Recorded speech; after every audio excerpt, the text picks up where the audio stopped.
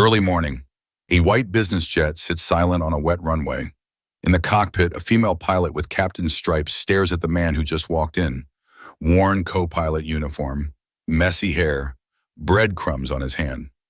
"Sorry, I had to drop my kid off." She turns to the flight director. "I'm not flying with this. Are we out of real co-pilots?" Everyone shifts uncomfortably. The man just smiles, clips on his headset. "It's okay, she'll change her mind once we land," in one piece. No one knows he owns the plane. Her name is Trang, 32 years old. She spent years as a commercial airline pilot before switching to private jets for a more flexible schedule. But the switch wasn't just about convenience, it was about survival. At her old airline, she'd been undermined constantly. Women shouldn't fly long-haul routes. That's what they said.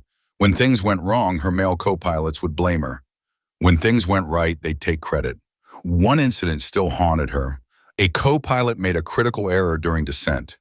But when the captain asked what happened, he pointed at her. She was written up. He was promoted.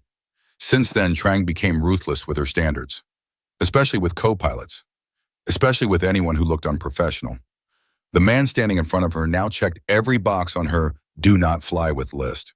His name is Dat, 38 years old, single father to a 6-year-old daughter named May, raising her alone after his wife died in a civilian flight accident 3 years ago. The kind of tragedy that breaks most people. He sold almost everything after that. Kept his daughter, kept his sanity, and quietly bought a controlling stake in a small charter flight company. But nobody knew that. On paper, he was just a contract co-pilot. Simple uniform, minimal credentials listed, nothing flashy. What they didn't know, he used to be a military test pilot. He'd flown experimental aircraft that would make most commercial pilots sweat. And this specific jet they were about to board, he'd tested it for the manufacturer. He knew every bolt, every quirk, every weakness. But he never mentioned it. Today's flight was supposed to be routine.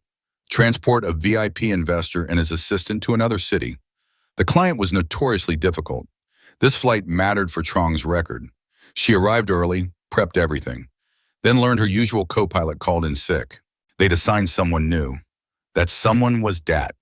He showed up 7 minutes late, hair slightly disheveled, a backpack with his daughter's crayon drawing clipped to the front, a faint smell of breakfast toast. Trang felt her blood pressure rise immediately. "I'm not risking my life with someone who shows up late, distracted, and clearly still dealing with home drama," she told the flight director. The flight director sighed. "There's no one else available. Either you fly with him, or we cancel the flight." Canceling would mean losing the VIP client, possibly her position. Trang looked at Dat with pure contempt. He didn't argue, didn't defend himself, just said calmly, "If you want to test me, go ahead. Run through the checklist. Throw emergency scenarios at me, whatever you need." His eyes were unnervingly steady, not defensive, not cocky, just calm. One of the flight attendants noticed it too. There was something in the way he carried himself, like someone who'd seen worse than a captain's disapproval. But Trang wasn't interested in instincts. She was interested in results. "Fine," she said coldly. "But if you mess up even once, I'm grounding this flight before we leave the tarmac." Dat nodded. "Fair enough." He picked up his headset, adjusted his seat, and began running through the pre-flight sequence without being asked. No hesitation, no looking at notes. Every switch, every gauge, every procedure done with precision. Trang watched him closely, waiting for a mistake. She didn't find one. Trang wasn't satisfied. Sure, Dat had gone through the pre-flight checklist cleanly, but that was basic. Anyone could memorize procedures. She wanted to break him. "Let's run it again," she said coldly. "From the tee." Dat nodded, no complaint. "Sure." She started drilling him, not just the standard questions. She went deep. "What's the fuel cross-feed procedure on this specific model? What's the maximum takeoff weight with current fuel load and passenger count? If we lose hydraulic system A at rotation, what's your immediate action?" Every question was designed to trip him up. He answered every single one. calmly, accurately, sometimes faster than she could finish asking. Trang felt frustration creeping in. How was he this prepared? Then she saw it, tucked into his flight notebook. A photo of a little girl, big smile, missing front tooth, holding a toy airplane. Trang seized the opportunity. Is that your kid? Yes, Dad said simply. And you're planning to fly while thinking about her crying at home? The words came out harsher than she intended, but she didn't take them back. Dad looked at her for a moment, then smiled slightly. I fly so she doesn't have to cry because we're hungry. The cockpit went quiet. Trang felt something twist in her chest, just for half a second. Then she hardened again. Personal problems don't belong in the cockpit. Agreed, Dad said. That's why I'm here, focused, ready. Before Trang could respond, the intercom crackled. The VIP client's voice, impatient, irritated. We're losing money on the ground. Are we taking off or not? Trang's jaw tightened. She had no choice now. Fine, she muttered, but I'm watching every move you make. I'd expect nothing less, Dat replied. They began the taxi sequence. Engines spooled up. Everything seemed normal. Then Dat noticed something. A faint vibration, almost imperceptible, coming from the right wing area. He checked the gauges. Everything showed green. But that vibration, it wasn't right. Captain, he said carefully, I'm picking up an unusual vibration on the right side. Might be nothing, but I'd like to do one more walk around before we commit to takeoff. Trang glanced at the instruments. All normal. The checklist is complete. The mechanics cleared us. Everything is green. I know, Dat said. But what? Trang cut him off. You have a feeling? She said it with barely concealed contempt. Dat hesitated. He could push harder. Insist. But that would create conflict right before a critical phase of flight. If you are confident, Captain, then let's proceed, he said quietly. Trang heard the doubt in his voice. It annoyed her. I don't fly based on paranoia, she said firmly. We're cleared for takeoff. She advanced the throttles. Dat said nothing more, but he adjusted his scan pattern, watched the wing indicators more closely. His hand hovered near the abort triggers, ready. The flight attendant in the back noticed the tension. She'd worked with Trang before, seen her be tough. But this felt different. As they accelerated down the runway, Dat's eyes never left the gauges. Rotation speed, lift off, gear up. The vibration was still there. Subtle, but there. Trang felt it too now. She just didn't want to admit it. Probably just crosswind turbulence, and she said more to herself than to him. Probably, Dat agreed, but his tone said otherwise. They climbed through 5,000 feet, 10,000. The vibration smoothed out slightly. Trang began to relax. Maybe it was nothing. Dat, however, remained vigilant. He'd learned long ago, small anomalies don't always stay small. The VIP client unbuckled his seatbelt in the cabin, started making phone calls, complaining about the delay on the ground. Everything seemed routine now. Trang glanced at Dat. He was still scanning instruments with unusual intensity. You can relax, she said. We're airborne. Everything's fine. I hope so, Dat replied. That phrase bothered her. I hope so. Not yes, Captain, not agreed. Do you have a problem with my command? She asked sharply. Dat turned to look at her directly. No, I have a problem with ignoring warning signs, even small ones. The instruments don't always tell the whole story, Dat finished. I've seen aircraft pass every checklist and still have critical failures. Oh, really? Trang's voice dripped with sarcasm. And how many aircraft have you personally seen fail, co-pilot? Dat paused. More than I'd like to remember. Something in his tone made Trang stop. There was weight there. History. But before she could ask more, the aircraft lurched. Not hard, but unmistakable. A warning light flickered on the panel. Trang's heart rate spiked. Dat's hand was already moving toward the emergency checklist. What was that? Trang demanded. That, Dat said calmly, was the thing I was worried about. The warning light stabilized. Then another one joined it. Hydraulic pressure dropping. Fuel imbalance warning. They were 30,000 feet over terrain with limited emergency landing options. And the co-pilot she'd spent the last hour humiliating was the only one who'd seen this coming. Trang's hands tightened on the controls. "Talk to me," she said, her voice finally losing its edge. Dot pulled out a worn, handwritten checklist from his bag. Not the standard one, a custom version.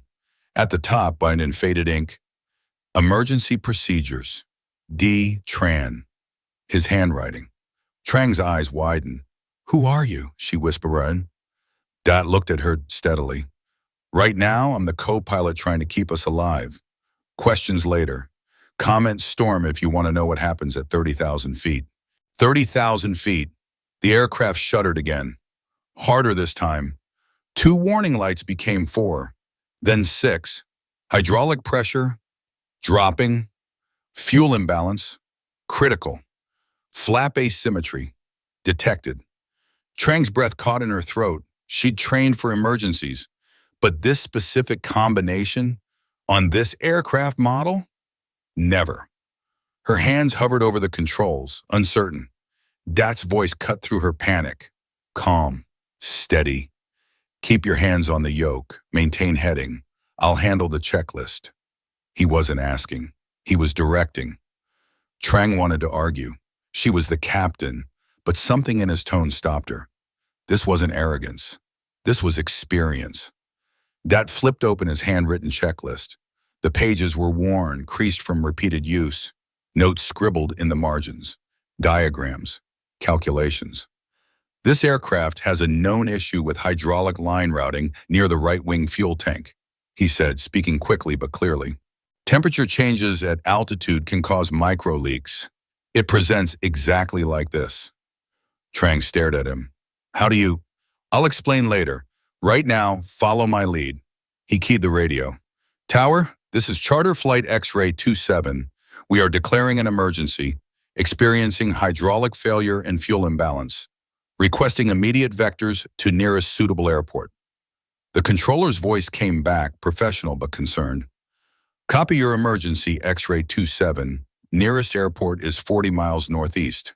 Vector heading 045. Descend and maintain—" "Wait," the controller paused. "Say again your co-pilot name?" "Dat Tran," he replied. A moment of silence, then, "Captain Tran, is that you?" Trang's head whipped toward Dat. "Captain?" "Affirmative," Dat said. "Long time no see." "Sir, you're in good hands with us. We'll clear the airspace. Emergency equipment standing by." The controller's tone had completely changed, from standard procedure to personal concern. Trang's mind raced. The controller knew him, called him captain. "Who are you?" she demanded. Dat didn't look at her. He was already moving through procedures. "Transfer fuel from right tank to left. Slowly. Watch the gauge." Trang's hands moved automatically following his instructions. "Reduce hydraulic demand. Retract flaps to minimum. We'll do a fast, flat approach." "We can't land without flaps." "We can," Dot interrupted. "I've done it before. On this exact model." "That's impossible. This model requires—" "I know what the manual says." His voice was firm now. "I helped write it. Then I found its limitations. The hard way." Trang's hands trembled slightly as she adjusted the fuel transfer. The aircraft was still vibrating, but it was controlled now, manageable.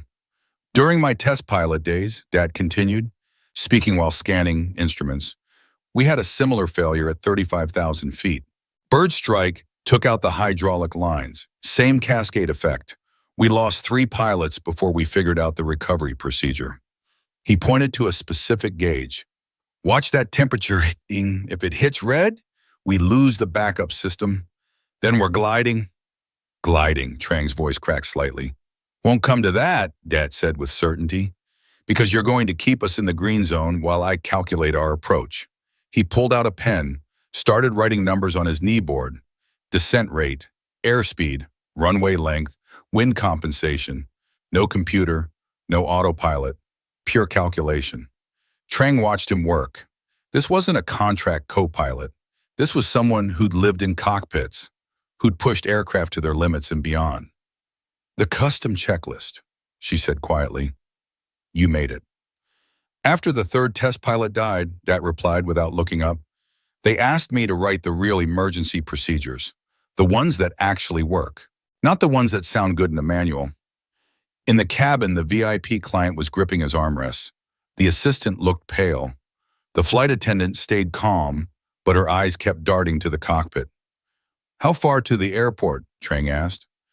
28 miles, 8 minutes if we maintain current descent. 8 minutes. Trang's voice was hollow. Dot finally looked at her. You're going to land this aircraft, he said firmly. I'm going to talk you through every step, and we're going to walk away from it. All of us. How can you be so sure? Because I designed the emergency procedures for this exact scenario, and because you're a better pilot than you think you are. Trang blinked. Was that a compliment? 5 miles out, the controller called. Runway 27 cleared. Wind 020 at 12 knots. Emergency equipment in position. Dat keyed the radio. Copy, beginning final approach. He turned to Trang. Airspeed 160, hold it there. Don't let it drop below 150 or we lose control authority. Without flaps, we're going to be fast on landing. That's fine, runway is long enough. We'll use maximum braking. What about the hydraulics? We have enough for one good brake application. Make it count. Trang's jaw set. She could do this. She had to. The runway appeared ahead, longer than usual approaches, faster than she'd ever landed. Steady, Dag coached. Airspeed good, angle good. You're doing great. 200 feet, 100 feet, 50 feet. The aircraft dropped faster than normal. Trang's instincts screamed to pull up, but Dat's voice kept her steady. Trust the speed. Trust the descent rate. Hold it. 20 feet, 10 feet. The wheels touched down hard. The aircraft bounced slightly. Trang's heart lurched. Brakes now, Dat commanded. Maximum pressure. Trang stomped the brakes. The aircraft shuddered, decelerating hard. The runway markings blurred past. 3,000 feet remaining. 2,000. 1,000. The aircraft slowed and finally stopped. 500 feet from the end of the runway. Silence filled the cockpit. Then through the radio, X-ray 27, nice work. Emergency equipment approaching. Trang's hands were shaking. She couldn't let go of the controls. Dat reached over gently and placed his hand on hers. You can let go now, he said softly. We're safe. Trang looked at him, really looked at him. Not the messy co-pilot with breadcrumbs, not the single dad running late, but the man who just saved everyone on board. You're not just a co-pilot, she whispered. Dot smiled slightly. No, but I needed to see how people treat someone when they think that's all he is. Outside, emergency vehicles surrounded the aircraft. Ground crew rushed forward, and Trang realized everything she thought she knew about this flight was wrong. Everything. The aircraft sat silent on the runway. Emergency vehicles surrounded it like a protective barrier. Trang unbuckled slowly. Her legs felt weak. Through the windscreen, she saw figures approaching. Airport officials, insurance representatives, charter company management. Her stomach dropped. This was it. The investigation, the paperwork, possibly the end of her career, an emergency landing, systems failure, a VIP client traumatized. Someone would take the blame, and she was the captain. Dat was already out of his seat, moving calmly through post-landing procedures, like this was routine for him. Don't worry, he said quietly. This wasn't pilot error. The mechanics will confirm it. That doesn't matter, Trang said bitterly. I'm still the captain on record. I made the call to take off. You followed proper procedure, Dot replied. The checklist was green. The mechanics cleared us. No one can fault you for that. Trang wanted to believe him, but she'd seen careers end over less. The cabin door opened. Ground crew helped the passengers out. The VIP client descended the stairs, pale but composed. His assistant looked shaken. Then Trang saw someone running across the tarmac, a man in an expensive suit, slightly out of breath. He headed straight for the aircraft, straight for Dat. Sir, the man called out, breathless. Sir, Are you all right? Trang frowned. Sir! The man reached out, looking him over frantically. You gave us a heart attack. The entire board was watching the transponder. When you declared an emergency, I'm fine, Marcus, Dad said calmly. Everyone's fine. Marcus exhaled in relief, then turned to the gathered officials. Let's be very clear about something, he announced loudly. This aircraft is privately owned, and the owner was on board during this incident. Trang's confusion deepened. Privately owned? Marcus continued. Any investigation will go through our company's insurance and legal team. The pilots acted heroically and by the book. One of the airport officials spoke up. We'll need the owner's information for the report. Marcus gestured to Dad. You're looking at him. The entire group went silent. Trang felt the ground shift beneath her feet. What? She whispered. Marcus turned to her, speaking more gently now. Captain, you've been flying Mr. Tron's aircraft. He owns 60% of the charter company. This jet is registered under his name. He purchased it 3 years ago after personally test flying it for the manufacturer. Trang stared at Dad. Her mind couldn't process it.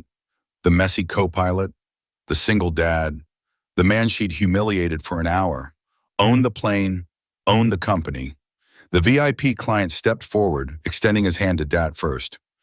Thank you for keeping us safe. I don't know what you did up there, but I'm here because of it. Dad shook his hand. Just doing my job. The client glanced at Trang. Both of you. Incredible work. But Trang barely heard him. She was watching the flight director from earlier approach, the same one who'd told her there was no other co-pilot available. He looked deeply uncomfortable. Mr. Trang, he said carefully, I apologize for any confusion this morning. If you'd known I was the owner, Dad interrupted gently, then what? You would have treated me differently? The flight director stammered. I just meant, I know what you meant, Dad said. There was no anger in his voice, just quiet observation. He turned to Trang. She felt her face burn with shame. I need to, she started. Walk with me, Dad said simply. They moved away from the crowd, toward the quiet end of the taxiway. Trang couldn't look at him. If I'd known you owned the plane, she said quietly, I would have treated you differently. I know, Dad replied. That's exactly why I didn't tell you. Why? He stopped walking, looked at her directly. Because I needed to see how people treat someone when they think he's nobody. When there's no power dynamic, no fear of consequences.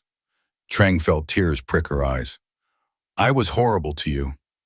You were, Dot agreed, but I understand why. Someone hurt you, badly, and you've been protecting yourself ever since, he paused. The question is, do you want to keep protecting yourself, or do you want to fly? 3 days later, Trang received a message. Meet at the charter company headquarters. She knew what this meant. Termination. When she arrived, Dat was waiting in the conference room, his daughter's drawing pinned to the wall behind him. Please, Ramban said calmly. Trang braced herself. I want you to continue as captain, Dat said. On my aircraft. She stared. After everything I said? Because of it, Dat replied. You were honest, and when it mattered most, you put pride aside and trusted me. That's what I need in a captain. He slid a folder across the table. I'm starting a training program. Real emergency procedures, not just textbook theory. I want you to lead it. Trang opened the folder. Captain, lead instructor. Why would you give me this chance? Because everyone deserves a second one, Dot said quietly. We've both been hurt by people who judged us unfairly. Let's build something different. He smiled slightly. Also, my daughter keeps asking when she can meet the cool pilot lady. She thinks you're a superhero. Despite everything, Trang smiled. I don't deserve this. Then earn it, Dot said simply. One flight at a time. He extended his hand. Trang took it. Yes. 2 weeks later, the white jet sat ready on the tarmac. Little May ran up, eyes wide with excitement. Trang knelt beside her. Want to see the cockpit? May nodded enthusiastically. As they climbed the stairs, Dat watched from below. For the first time in years, he felt hope. Not just for himself, but for everyone who'd been underestimated.